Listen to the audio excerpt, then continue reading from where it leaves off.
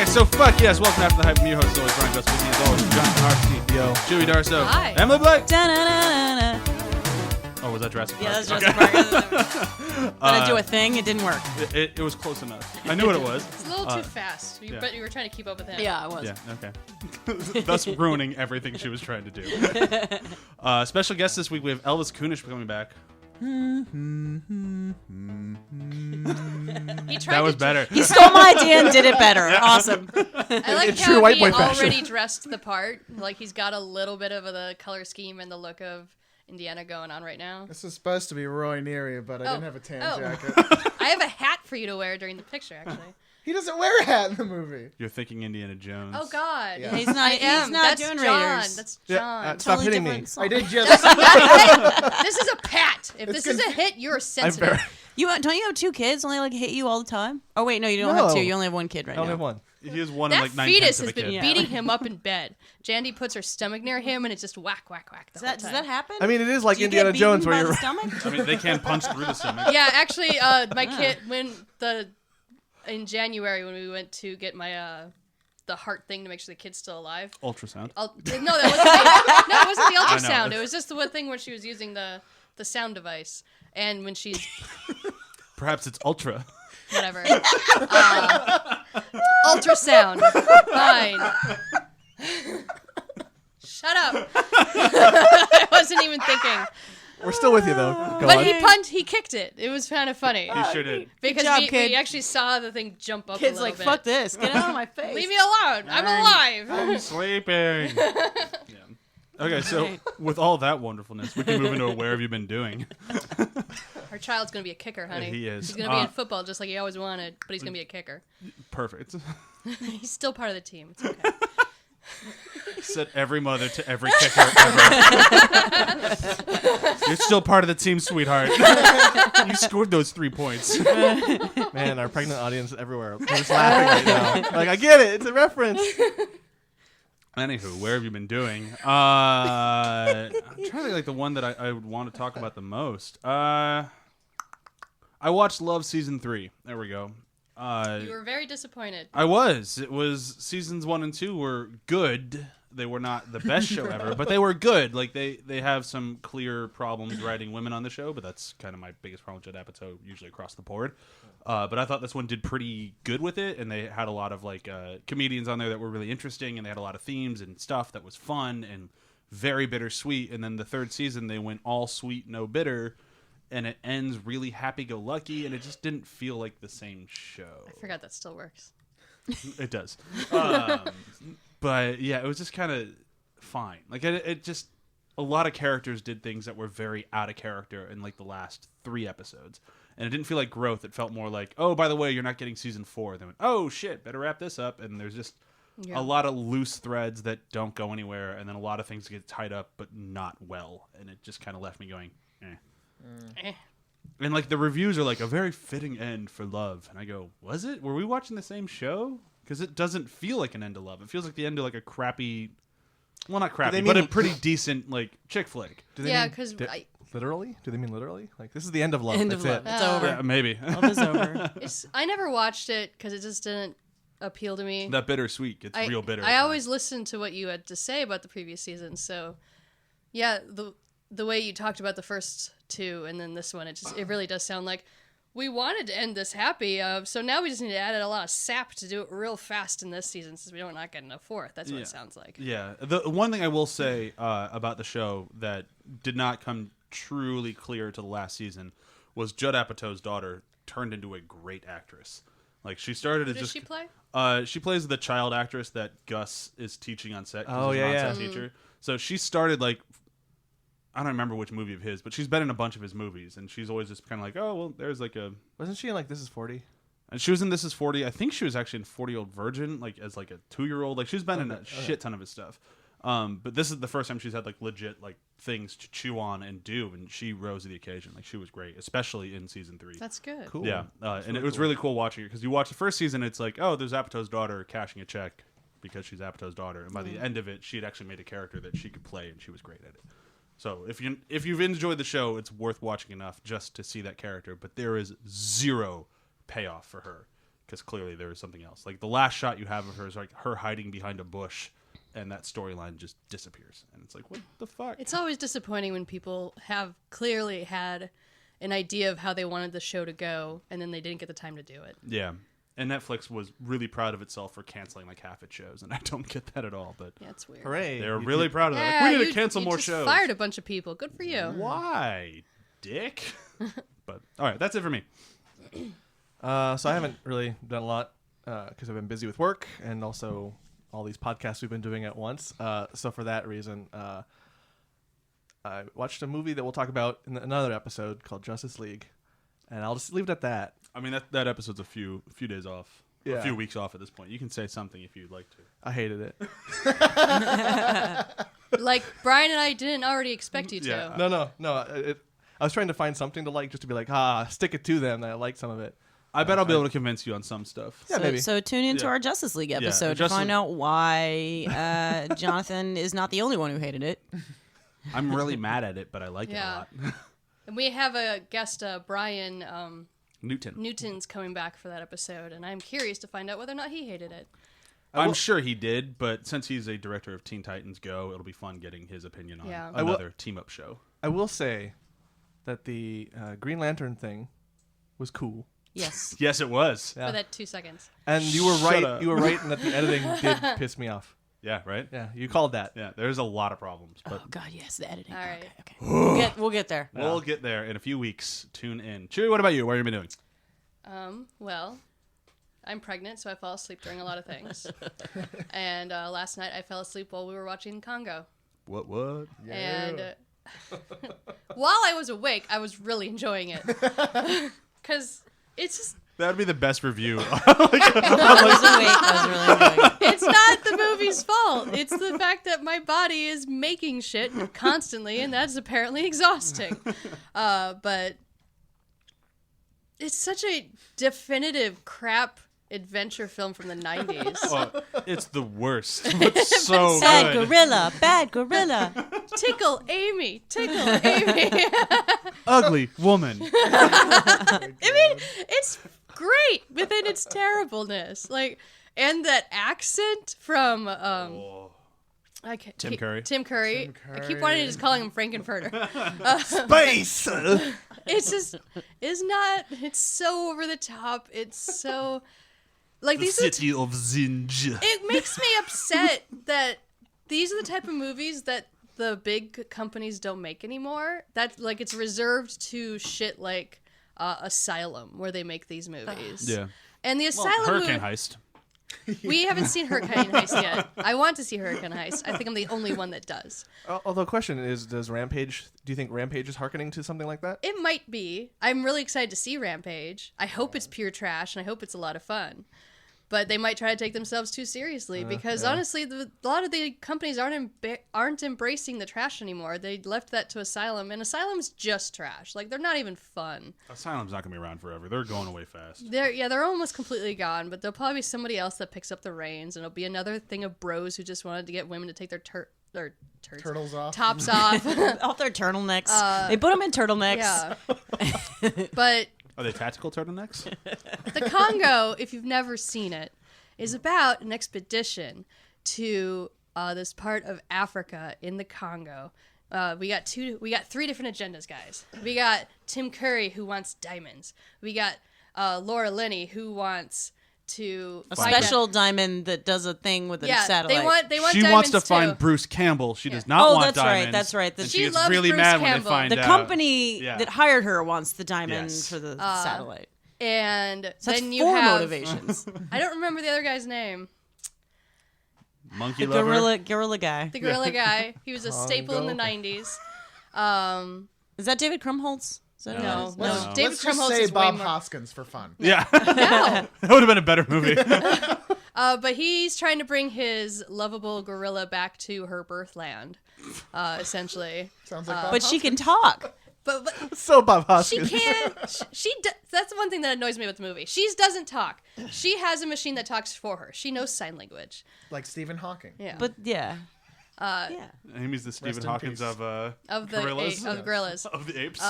So it's the three of them going into the jungle, and there's so many stereotypical tropes of what Africa is in that movie. It's just almost embarrassing. And if you want a crap movie that's really fun to watch, get super high, watch it, you're going to have a ton of fun. It is just a fun film. Don't take it too seriously. Just let it be in its terribleness. I still think if you haven't seen it by this point, don't bother. But I guess maybe having the nostalgia of watching it as Yeah. a younger person and knowing better as an adult makes it better. that but, helps a lot. Yeah. Emily, what about you? Yeah, same as John. I've been really, really busy with work. So I'm going to talk about a podcast I've been listening to and from work that's become one of my favorites. I'm fairly newly polyamorous, so I've been listening to a podcast called Polyamory Weekly. And the hosts, Cunning Minx and Lusty Guy, are really, really good at sort of they break down a lot of the common problems you see in polyamory and how to solve them. And then like but they also talk a lot about positive portrayals of it in the media or, regularly they'll have like a positive poly moment when someone writes in and talks about a time when it really worked for them, when they had compersion, which is when you're happy. Compersion is what it's called when you're happy with your partner being with someone else, like you feel happy for them. And it's been really, really good to listen to and sort of educate myself on things I didn't know about what it was like to be polyamorous. And it's been really helpful for me lately because I've faced some challenges lately and sort of figuring my way through it. And I mean, even if you're interested in being polyamorous, it's definitely worth a read. If you are, even if you've been polyamorous for a while, or listen rather, even if you've been polyamorous for a while, I think it's good to listen to. But even if you're just curious as to what polyamory is, because it's not, I feel like all the portrayals in the media it's just like one dude and two chicks and he bangs them both. And that is a version of polyamory, but that polyamory encompasses a lot more than that in relationship style. So, I found it, and it's also just really generally entertaining. They do interviews with people in the community and people who've written books or do like certain things, and it's pretty cool. Cool. What was the name of it again? Polyamory Weekly. Got it. Elvis, what about you? Two things. First, real quick, is I've been playing a game called Celeste on the Switch. Oh, nice. It's about a mountain climber facing inner demons. It's a puzzle platformer. It's a lot of fun. If you're into that stuff, definitely check it out. But more importantly, thanks to Miss Chewie Darso, Yeah. I watched Happiness of the Katakuris, a film directed by Takashi Miike.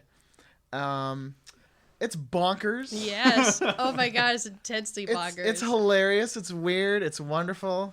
I loved it. Yeah. Yeah. How about the claymation? That, I mean, like, as soon as the movie was like 30 seconds in, it's like, I've been surprised 4 times. And it kept going. It was so great. I would never watch that movie on drugs. No. God, no. You would need to be sober because you don't need drugs to be like, what the fuck? It's like, I've never seen this. I've told Really? you about it. Sounds amazing. it's not as batshit insane as something like House. Well, House is different. Yeah. House is like psychedelic. This is absurd. This is absurd and bonkers in a more cohesive way, but it's still like when they first find the dead body and it just becomes this choreographed music number. Oh my god. It's so weird. I feel like you're not talking about a real movie. Like, how do you like the claymation? There's so many things that happen in this movie, and it's really the base story about it is it's a family trying to run a bed and breakfast. Well, I'll just hear the back of the box just says it's a quirky black comedy. Think Shallow Grave meets the Japanese classic cult film Crazy Family, and now imagine it with songs, dance numbers, and animated sequences. I am here for this. Yeah. There's something for everyone to love. This sounds like it would go well with the pirate movie. I It could really not does. That's what I was recommend first more. thinking of. Don't do drugs while watching this movie. You had me That at just sounds like a absurd. challenge to everyone who does drugs.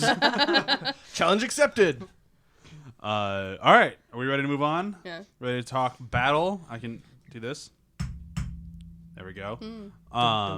So, in honor of tomorrow's release of Ready Player One, which is supposedly, according to reviews, the welcome back or welcome return of fun family Spielberg. Did these The guys book not is- see the post? We have the book.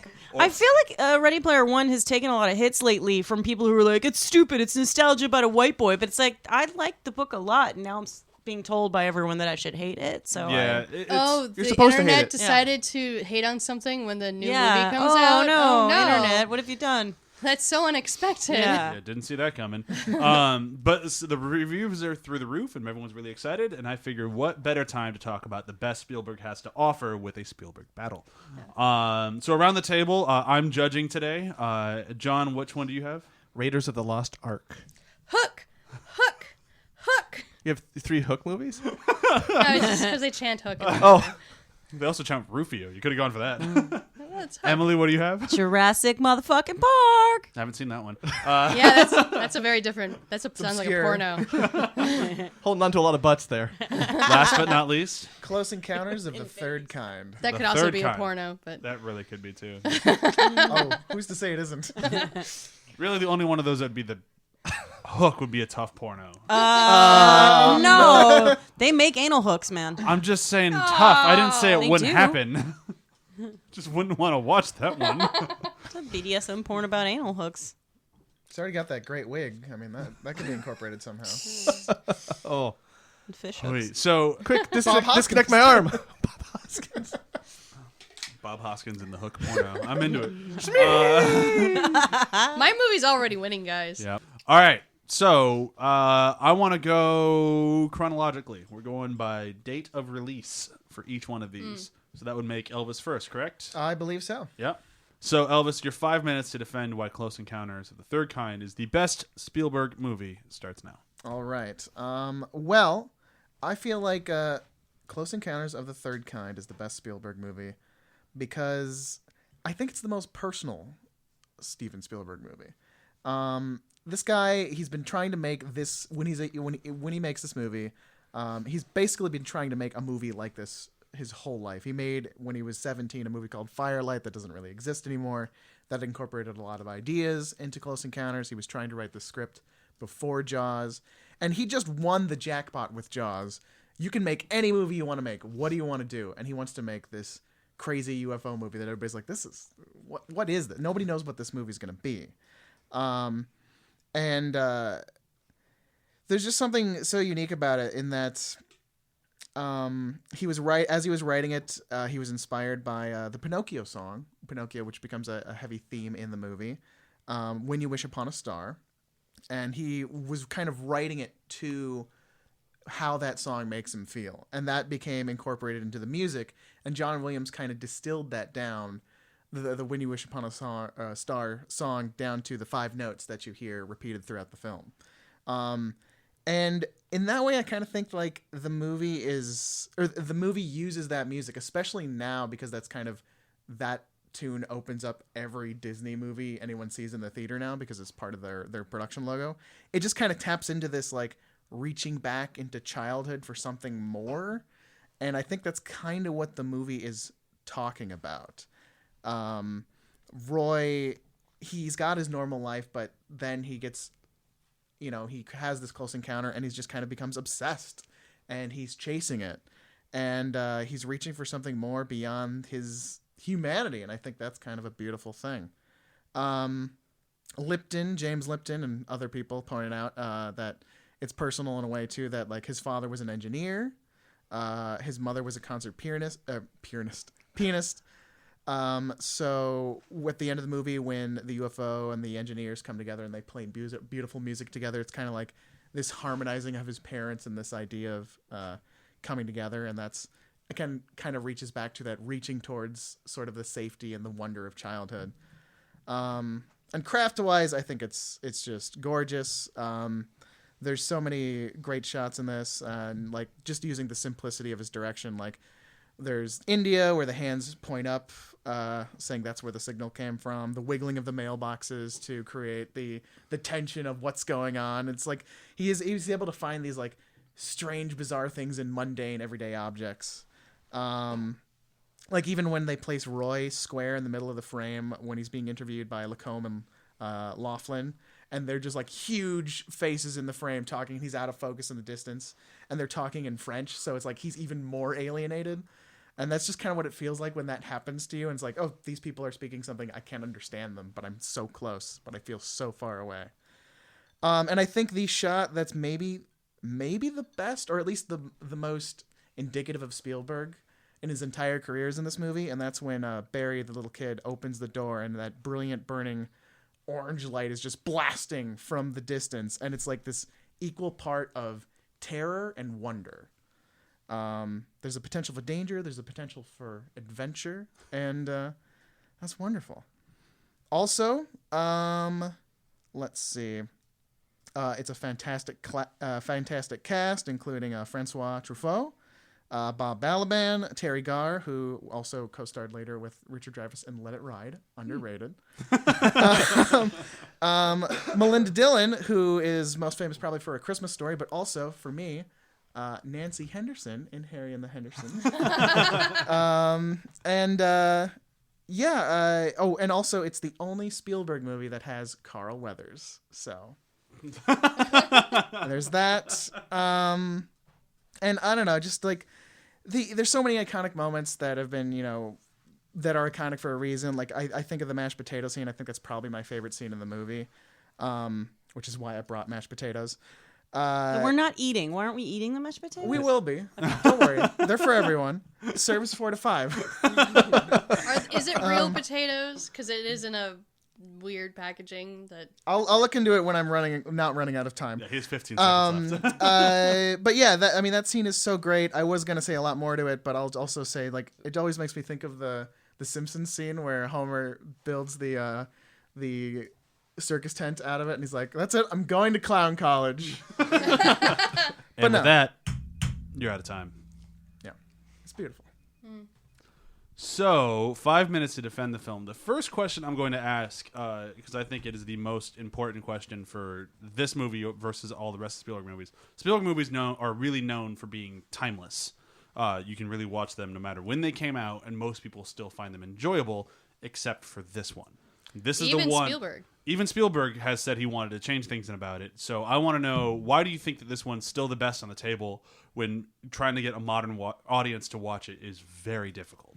Well, I think that in terms of how Spielberg has kind of moved on from it, in the sense that he says, it's mostly, I think his complaint is with the ending. He could never make an ending where a father leaves his children, but he only felt that way after becoming a father, which is a good thing. Let me put on the table, obviously.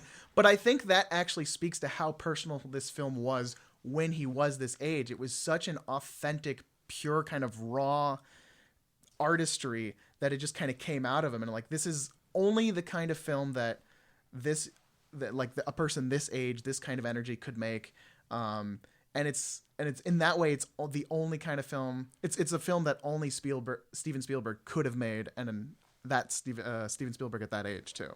Okay, but what about trying to get so when most people saw this movie they were younger, say in their early teens to like right before teens, trying to get somebody that age now to watch it would be near impossible. Yeah, I've never seen it myself because it just looks boring. It's very cerebral. It's almost like an indie film with a big film budget. Yeah. Well, I would just say then we're not arguing what's the most fun. We're arguing what's the best. Sure. And the best is not often the most popular thing. And I think the people who do seek out Close Encounters of the Third Kind are going to find it's a slower movie. Not that it's not exciting. There's so many fun sequences in it that I didn't talk about in my first 5 minutes. But that slowness is enriched by kind of the subject matter. And once you get to the ending, you realize how it's talking about so many more bigger ideas, and just like you can appreciate the themes of communication and kind of reaching outside of yourself. And also I feel like it's kind of a unique movie because it sort of speaks to the artist experience, and it's sort of like when he gets obsessed with the UFOs, it's sort of like the calling of inspiration. So in that way, I think it's more suited to less people. Okay, who else has something to say about this? I mean, it's one of those movies that my entire life people have been like, Chewie, why have you not seen this? This is up your alley. And one of the reasons I haven't seen it is because it does present itself as looking kind of, on the face value, it looks stale. Like, it looks like it's got a lot of bright lights and things. And then I hear about how the character, Richard Dreyfuss, and the way you just describe him kind of sounds like the him in Mother. where he's just like kind of an obsessive artist and leaves everything else behind. Oh my god. Richard Dreyfuss is God. But it's that type of message where, I mean, it's really cool that someone would be that passionate, but that is the naivete of an early young artist, of thinking that their passion is more important than everything else around them. And that's just kind of the feeling that I'm getting from your defense right now, is that it's about that. I think that's not necessarily untrue, but I think that's kind of what makes it such an authentic movie for Spielberg. So it's really great for Spielberg. And Elvis. No. Really great for Spielberg and young artists.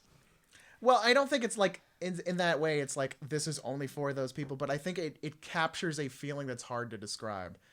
Case in point, why it's hard to describe how the movie has value if you haven't seen it. I feel like you did score some points because you brought food. But I'm not judging. Yeah, I agree. I don't know. I enjoy Close Encounters. I don't think it's by no means, nothing on the table is a bad movie. Some people will argue about Hook, but I disagree with them. I just think compared to the other movies, I don't know.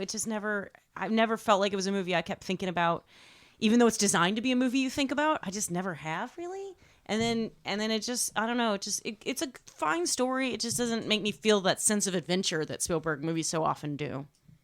It's like the adventure is happening after the movie ends. With his family and suddenly having No, with him going off into fucking space. Oh yeah. All right, let's forget the family some more. And there it is. Okay. All right. I should watch that movie at some point. It's really good. When I'm not pregnant and going to fall asleep during it. Yeah. Especially, you'll probably fall asleep during this one. So coming up next is Raiders of the Lost Ark. What? John, you ready for this? Yes, I am. 5 minutes. Okay. 5 minutes to say why Raiders of the Lost Ark is the best Spielberg movie. Here you go. All right, I'm talking about Raiders of the Lost Ark, and I'm here to tell you why I think it's the best. Let's start with the introduction. I love the introduction to Indiana Jones. It's kind of amazing that it manages to create like 3 different iconic shots kind of within the same scene. The whip at his side, the adventurer side, the fedora, and that iconic look up of Harrison Ford as he walks into frame from the shadow. It's very mysterious and exciting in its construction of the scene, how it takes a while to reveal him, and you would think that would I don't know, get like stale years on, but it's kind of one of the timeless aspects of it. It's still mysterious. It's still exciting. I really like in this movie that Spielberg plays with his reaction shot style in some clever ways. That kind of where you're gauging what's going on by people's face. The first one, the funniest one I think to me is the student with the "I love you" drawn on her eyelids, and just that kind of exchange just kind of gives you a sense that he's playing with that thing. He's starting to kind of figure out what he's all about with that. Every look at the snakes, those goddamn snakes, Spielberg manages to make these comedic, where you get like awe and wonder. He kind of throws a comedic edge to it, and I think that really helps the movie kind of elevate it versus just, oh, it's wonder. It's kind of like, oh my goodness. Like there's kind of a sense of wonder, but with a comedic slant, which I think is really good. There's even a shot where Harrison Ford runs up to the camera and kind of almost Sergio Leone's the shot with his eye. Like he runs into frame to do the close-up. Very well done.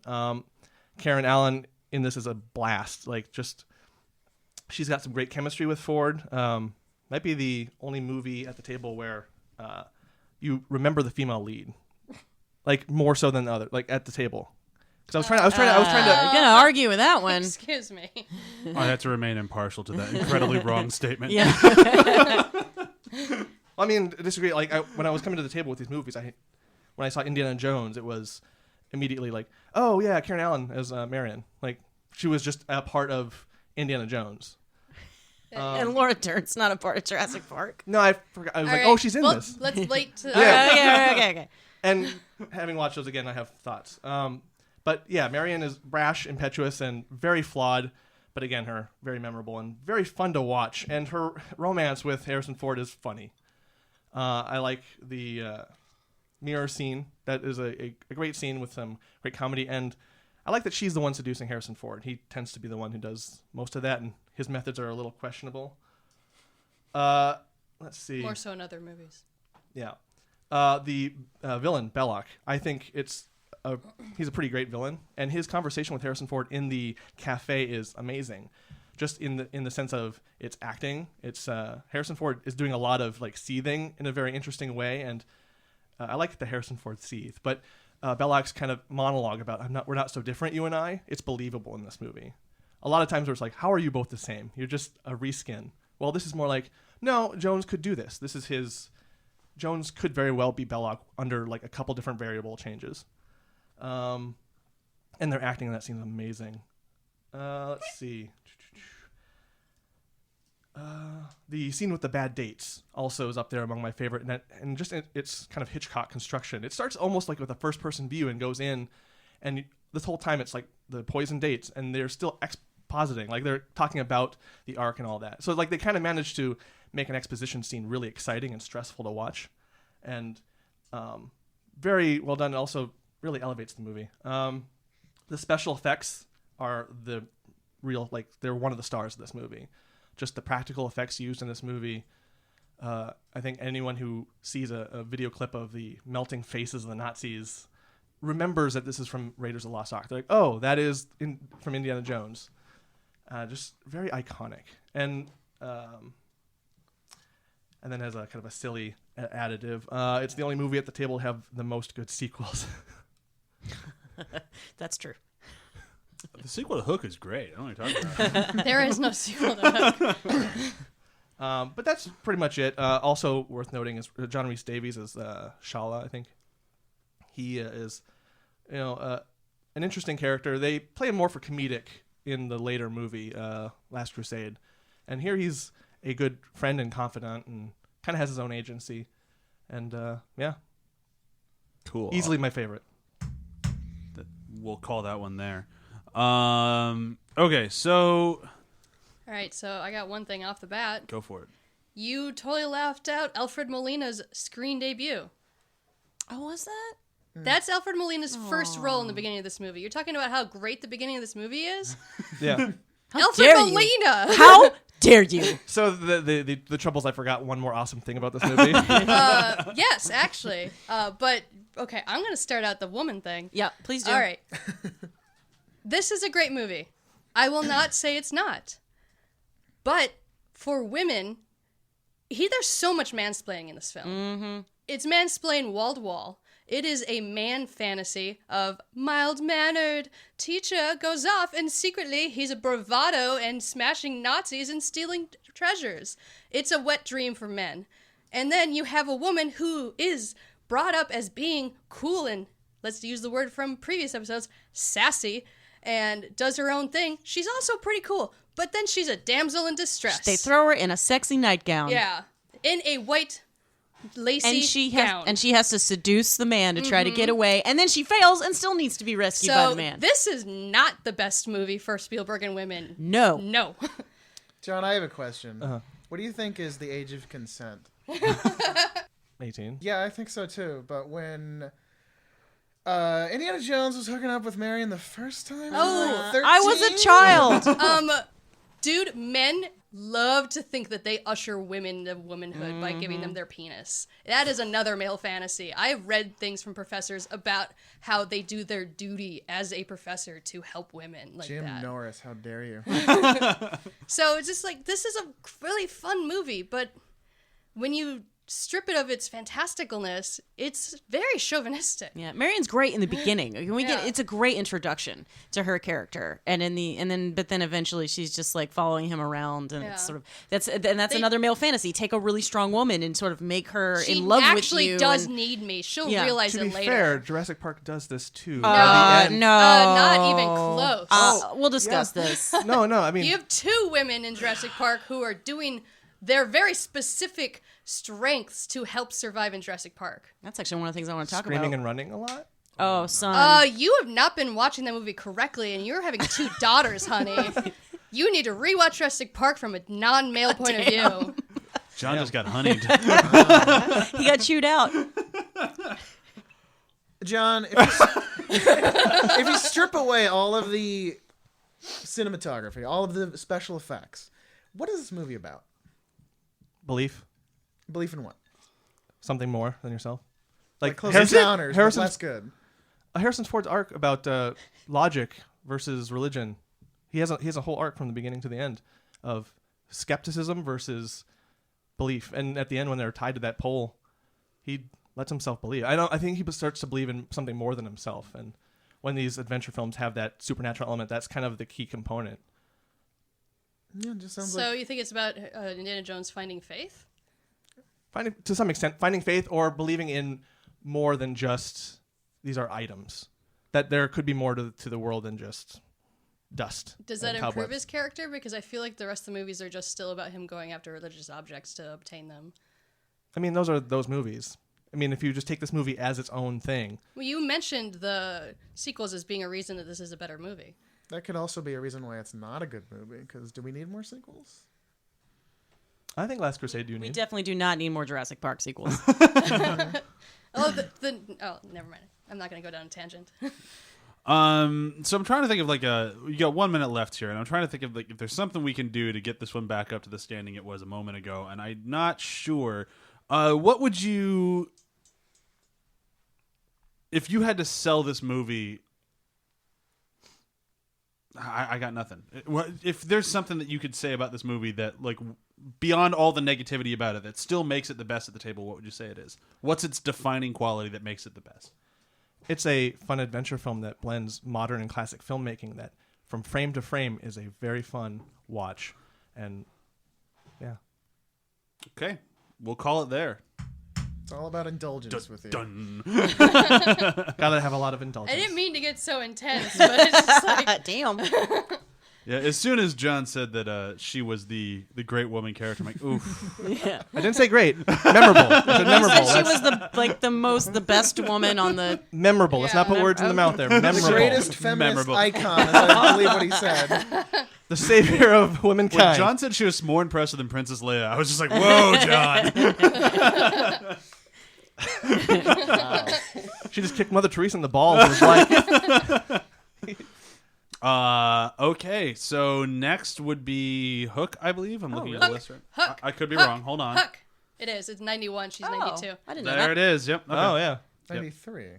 93? Yeah, you're right, 93. Oh, for some reason I always think it was Jurassic Park. I guess he does need more time than that to make He did. another Yeah. movie. But he was in post on Jurassic Park while he was shooting Schindler's List. He works a lot this guy. Yeah.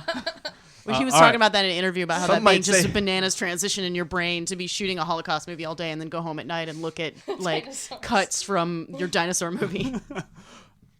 So 5 minutes to say why Hook is the best Spielberg movie. All right, guys. Whew, here we go. I got props. I got my gun, which it says Hook. It is Captain Hook's hook. That is exactly how those sound. And then I have my copy of the Laserdisc, which has a fold out of images and talking about the movie with the idea, the filmmakers, the actors, the sets, the stunts. There's a lot of those to this movie. And just to begin, in the realm of why do people love Spielberg? What do people talk about when they love Spielberg? They talk about nostalgia. They talk about little boys. they do.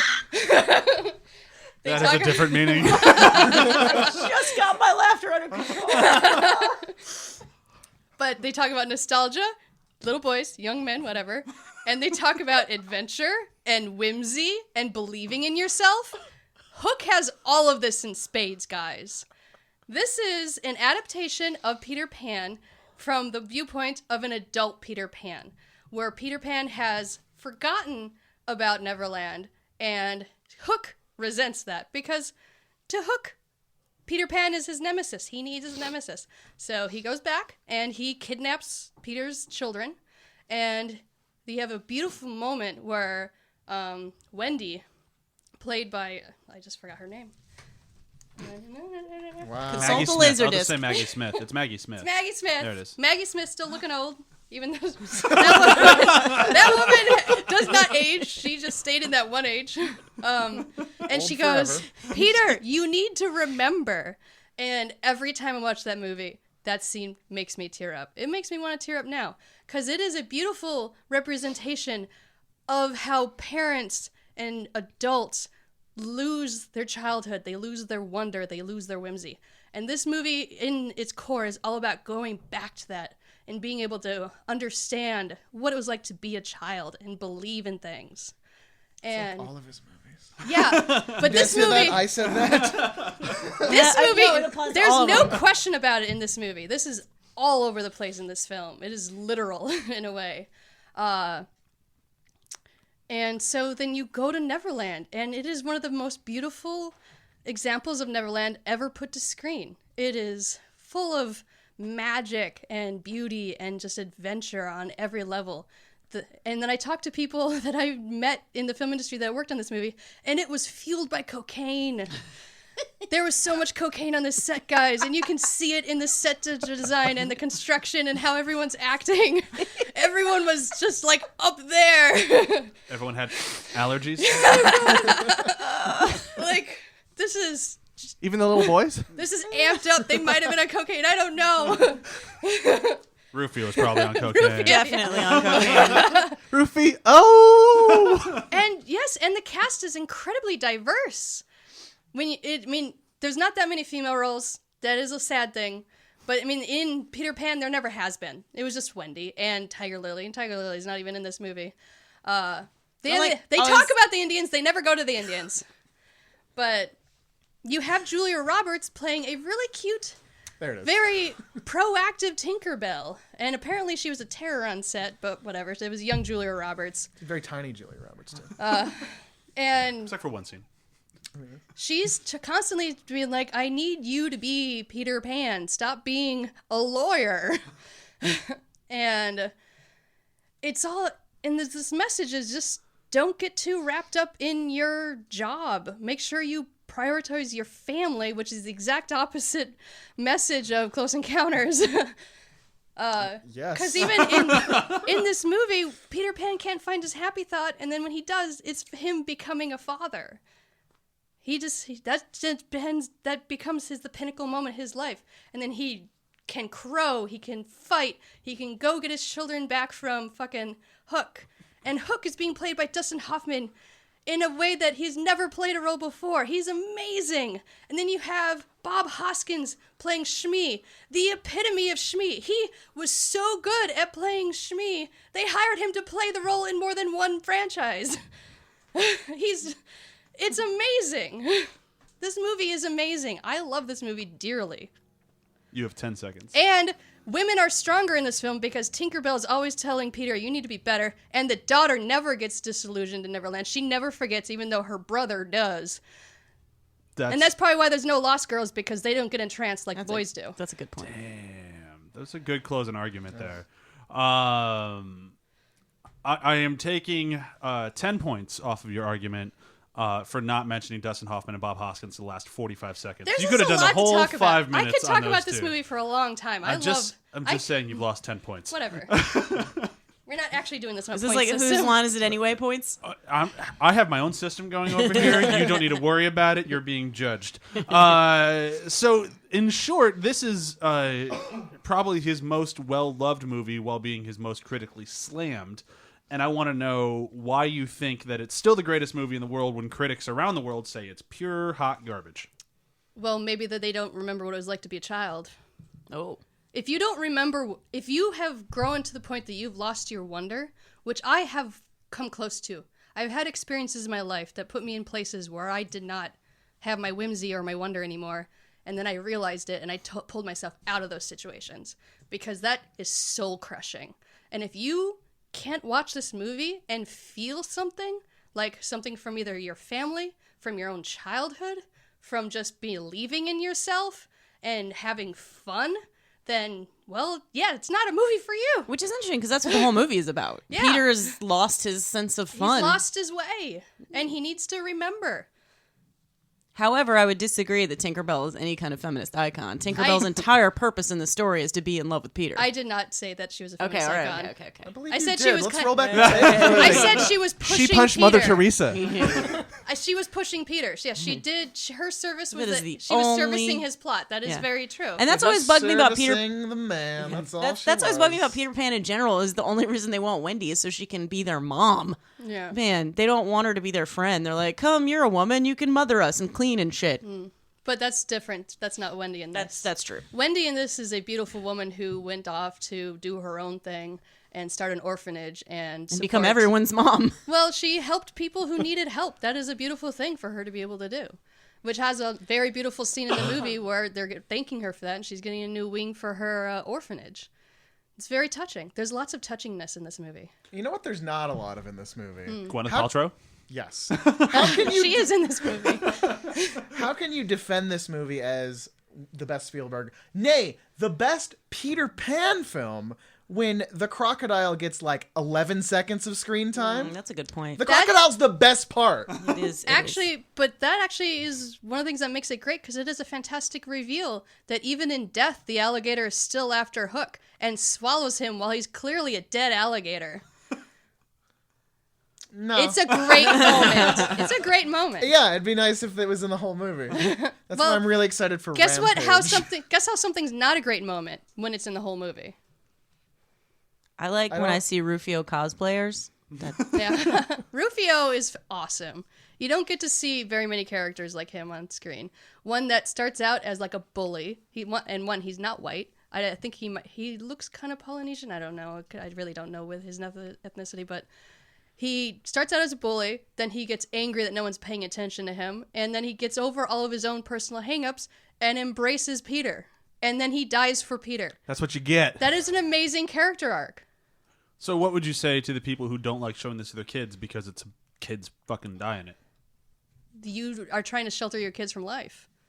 That's one of the reasons why I do like this movie, because it has darkness in it. Because it kills kids? You Kids like can killing die. kids. But it's also showing kids standing up for themselves against incredible odds. And yes, sometimes you'll die from that. Especially right now with children walking out of school. They're trying to stand up to the fact that they are dying.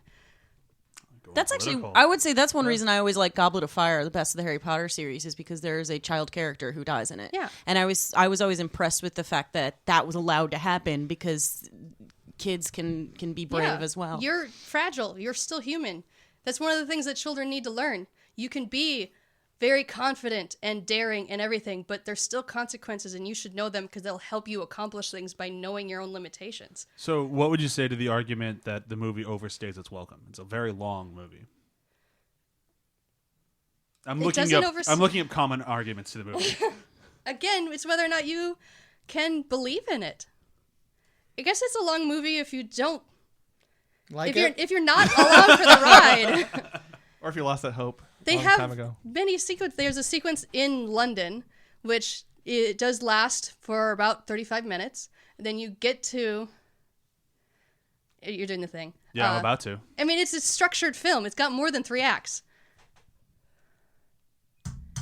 There it is. Okay. We got one more left. Here we go. Why is Jurassic Park the best Spielberg movie? Dude, it's got all the things these other fucking movies have, except not aliens. There's no aliens you. in mine. No, Oh. I'm saying it's got brave kids in it. It's got awesome visuals, and it's also got dinosaurs. And none of you guys have fucking dinosaurs in your movies. Your Carl aliens Weathers, are only though. there I for have a like really 30 big seconds. alligator. Yeah, you have a really, whatever. I got a T-Rex. So what's brilliant about this movie, and I was watching it again last night, is it's just, there's so many things. Like it was hard for me to articulate exactly what specifically I love about this movie, just because I love so many things about it. This was early on in visual effects being done on computer, and when they first started pre-production on this, they wanted to do stop motion. So this movie revolutionized our effects now. I mean, like it uses effects that hadn't been done before, but it also seamlessly blends blends the computerized visual effects and the animatronics that they had on set. And part of the reason is they actually had the stop motion animation guys help out with figuring out combining the animatronics with the VFX to make sure that their movements matched. It's just so magnificently done. Like when you see that T-Rex roll up, that is there, and it moves so beautifully. It looks so real. However, when you flip around on the people, they're all looking at nothing. And Spielberg's like, "You're scared now," and they're doing this great idea. Plus, my movie has Jeff Goldblum in it, and Sam Neill, and Laura Dern, and they're all awesome. And speaking of cool women, my movie definitely has the best woman, because that's actually one of the things that she's a scientist. And she is, once they show her this really sick dinosaur, and she's like, "Oh shit, let me dig into this poop." Like, she doesn't care. She's digging her arms into poop. She's like, whatever, I don't need, they try to do, I actually really love the romance in this, because Jeff Goldblum tries to steal her away, and it's never going to fucking happen. Her relationship with Sam Neill is so, like, they're partners.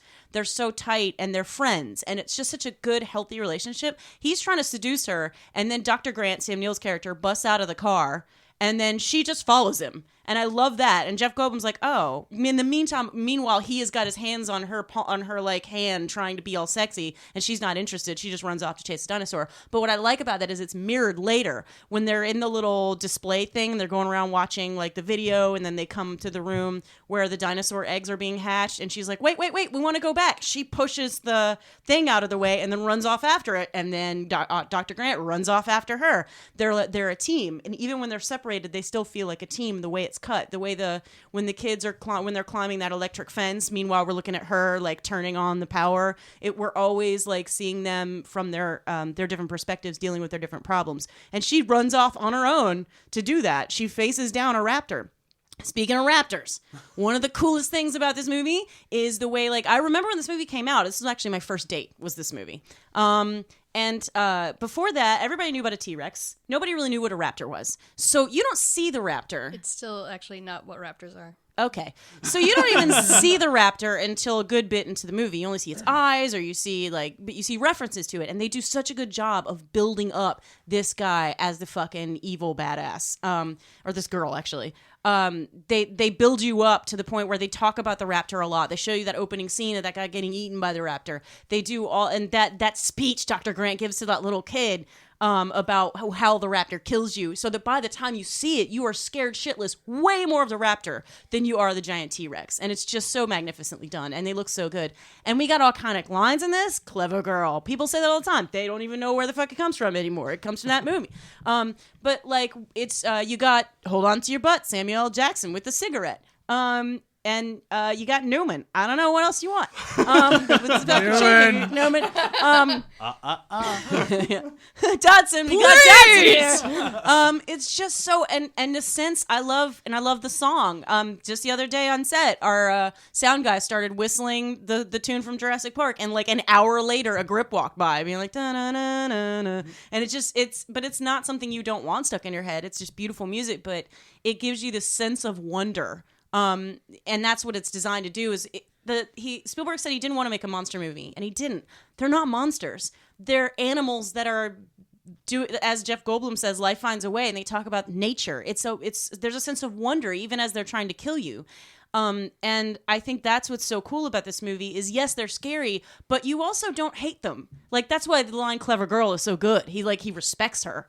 And it's all about respecting nature and respecting these beautiful creatures. And it has that great line, "Dinosaurs, wait, can I do the line?" They're done. Oh, woman inherits the earth. They're meat extinct. And technically, this has the most female leads, since the diners are also supposed to be women. I was going to make that a criticism of our argument. Come on. Well, we have 5 minutes to criticize it first, but the question I want to ask for the beginning of this thing is, this movie, Jurassic Park specifically, I think is the epitome of when Spielberg went for spectacle over logic. And that has always, not always, when I was a kid I enjoyed it, but as I grew older, it's made rewatches a little less enjoyable, of how he just does not give a shit about the geography of the island. This and would have been a terror for the scripty. Oh yeah, there's cliffs that come out of nowhere. For some reason they fall into a cage and then walk a mile and find themselves outside the park. I don't know why the T-Rex just didn't walk the same direction they went. Like, there's a lot of things in this movie that he just didn't give a fuck about, and I want to know why you still think it's the best movie when there are clear, glaring logic problems throughout the whole movie. I mean, when I was a kid, I didn't notice it. And, But I'm and asking about honestly, now. as an adult, I mean, it bothers me a tiny bit, but it's to the point where they're fucking dinosaurs. You know, I mean, and I think the sense of wonder that this movie gives you and the characters are so brilliantly written and the adventure and all that I think in the end, it's fine. It doesn't, even as a scripty, it doesn't really bother. The only thing that bothers me is when the car goes over the cliff and they're standing over there, and then the next shot they're just down there. That's the most and glaring one. That does bug me, but it never bugged me until like last night. You know, like I never really thought about it before. And it's, you know, you could spend minutes showing how they got down there, or you could just cut to them down there and just assume they found a way. I would rather spend more time looking at the dinosaurs being awesome and looking at these people running and all the, you know, character development and all of the scene with the raptors in the kitchen. That's what I want to spend time on. I don't want to spend time on showing how they got down into a cliff. Sure. The glaring things in this movie, just to have things to nitpick. Yes, the raptors are really cool, but they did also skew my child brain to think that those are actual what raptors are. And then I learned how they're actually a very different dinosaur. The raptors were smaller and had feathers and other things. Raptor's just a cool name. Yeah, raptors is just a better name because I don't even remember the name of the actual dinosaur they were trying to represent. Deinonychus. Yeah, there's no feathers in this movie. This is horribly inaccurate. they keep talking about birds, It and then was they show before- birds at the end. And It not was a feather to be before found. people really started to realize that dinosaurs had feathers. Well, that's part of the movie is they talk. That was a budding like theory Yeah. about the dinosaurs being birds, and they use that in this movie. Like they did actually apply that. The original sketches of the dinosaurs, they had like long lizardy tongues, and that was removed. And their movements were made a little bit more bird-like. The raptors, at least, were made a little bit more bird-like to go with that. And a lot of the characters, again, with the logic thing, specifically everyone involved with the park, just like they make the dumbest decisions. Like every single one of those men are there. I mean, in a way, it's refreshing to see a lot of men making really dumb decisions. But this should have been prevented really, really easily. Not from hiring any of- Newman. Not hiring Newman, just having better fences, better defenses, just understanding your creatures more. This movie is a lot about ego and Hubris. Yeah. I think that's the point. That's like when we leave and we see Hammond looking at his creation and realizing that he fucked up. yeah. And So he thought he had it all under control. Oh, if you just make them all girls, it won't be a problem. So even though this movie does have a lot of wonder to it, it is like I would honestly say it's his most like damning to people movie on the table. Even though he's known as the person who celebrates people the most, while this movie kind of damns them. I He agree. lets it does. Hammond off the hook, though. Well, how do you argue that? How do you justify that Hammond gets to live? That's the thing, is like the book doesn't, and I think the book is better for that. Like Hammond did the damnable thing playing God. Therefore, I think it's way more impactful watching him at the end, realizing that this is all on him. Like, I mean, you die, the character gets let off the hook. He's dead. He's gone. He doesn't have to deal with the consequences of his actions. Death And is the ultimate consequence of his actions. and But he's to not live, around to deal with to it. live, guys, is the greatest adventure. But you see it. I mean, much as I'd hate to bring up the sequels, you that do from see Mighty him Ducks? in the sequels. No, it's from Buck. But you do see him in the sequels, like, feeling regret. And you see him, but you don't even need the sequels for that. That face he makes as they're leaving on that helipad. It's like, shit, this is all on me. I did this. I got all these people killed. And now, I mean, if he died, you don't get that moment. You don't get the moment of someone realizing that this is all their fault. And you don't get that darkness you talk about, which I actually like. I like the moment where we realize that this is humanity fucking up right here. And this movie also does a terrible job representing what it would look like to be mauled by a dinosaur, by the way, because when they're down hiding in that bunker and you're looking at Goldblum, blah, blah, blah, blah, Malcolm, he looks sexy as hell. He does look sexy. And we're as out of hell. time. It's a kid's movie, He though. should not look sexy being mauled by a dinosaur. You have to go for a rating. Even Samuel L. Jackson's decapitated arm looks sexy. So It's a nice arm. doesn't make any sense. would hate if something happened to it. Okay, so this is a really tough one. Who's beeping? That's his. That's phone. my timer. That was the end of the 5 minutes. So there's only one on the table that I have to eliminate, and it's just because there is so much hate against it, and I really feel bad doing it because this was the one that I would have immediately chosen just based on them, and that's JON'S. I'm a diehard. I'm sorry, I'm a John. diehard indie fan, and I came into I this got thing intense there. locked and loaded to give it to Indiana Jones because it's just like, what's fucking Indiana Jones? Of course it will be. But there's, I am so glad I wasn't on this episode because if I had picked that one and I gotten that response, I'd have been flustered as hell. So thank you, John, for sticking with us. You did a great argument. The first 5 minutes were great. The last 5 minutes did not help. Keep in mind, I you. said memorable. Not the best. Memorable. But either way, I'd feel guilty giving it to that movie after that conversation. So no more Indiana Jones. Then between the other three, I honestly think this is the three best arguments I've seen from all three of you. I didn't stumble at all this time. No. Usually I stumble in the middle of my argument. This was fucking. Yours is always the funniest. Yeah. Yeah. I thought Superman I go for Unchained. I laughs, thought I was man. going to die. She just screamed Unchained. All right, so I'm gonna just basically say what I liked about each one of these, and then I had to pick one of them. So essentially, I'm not a fan of Close Encounters. Like, it's just never done it for me. I've never actually been able to finish the movie because I find it boring. I need to give it that shot. I know. We never saw the ending. No wonder. Especially After- he's about to be a dad now, so I'm not sure. After listening to your argument, I will guarantee that I watch it. Like it you made me want to watch the movie, which is great.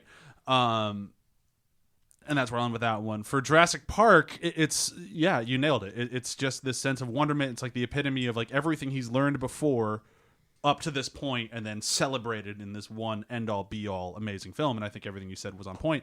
And then with Hook, you made one of the worst movies he's ever made sound phenomenal. And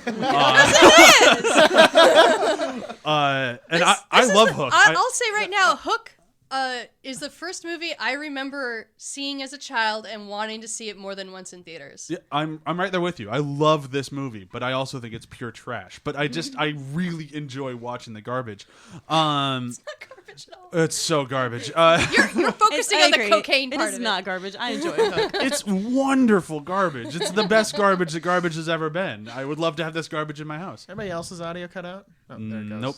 I think it's just you. Just fixed. Sorry. Oh, you're... Now I'm good. No, okay, cool.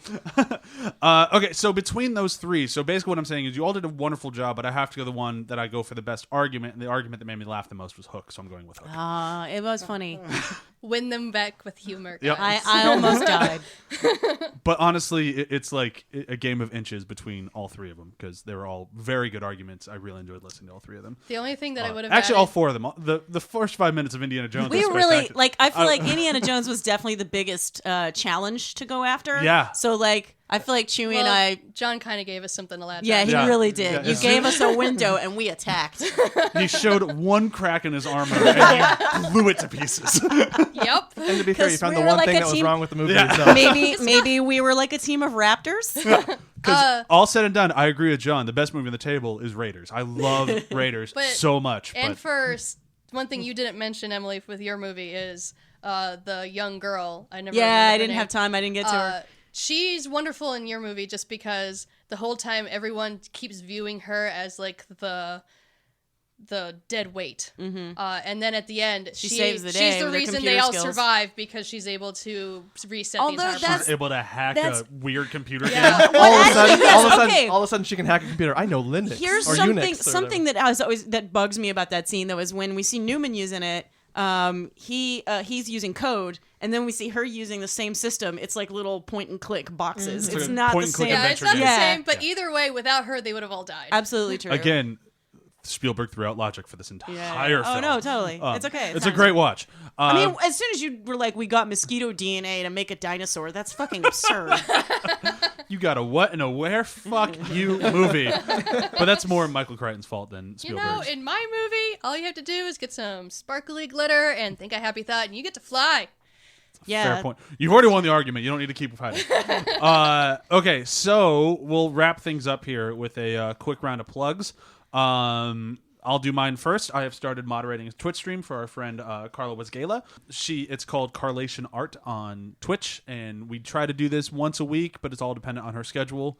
But be sure to check in on that. I will post links to it whenever we are streaming on our Twitter and Facebook and whatnot. She just started her horoscope series, and she just finished Virgo, which looks amazing. It's all real So cool stuff. You could just see if you want to know what your horoscope's going to look like as a lovely lady in lingerie. There you Keep go. a lookout. And then be sure to check out her page so you can buy her new book, Blue Eyes and the Beastling, which is awesome and beautiful, and everyone should pick it up. That's it for me. Oh, beyond, check out our website, ATHPod, and rate and review us on iTunes. That would be fucking kick-ass. That's it for me. And anybody else have something to plug? I make cosplays for people. EmilyBlakeSews.com, which hopefully my website will look good soon and not just be a collection of photos, which it is right now. EmilyBlakeSews.com. You can hire me to make you a cosplay, everybody. Cool. And Elvis? Well, the truth is there were 5 Spielberg movies that are way better than any of the ones we discussed today.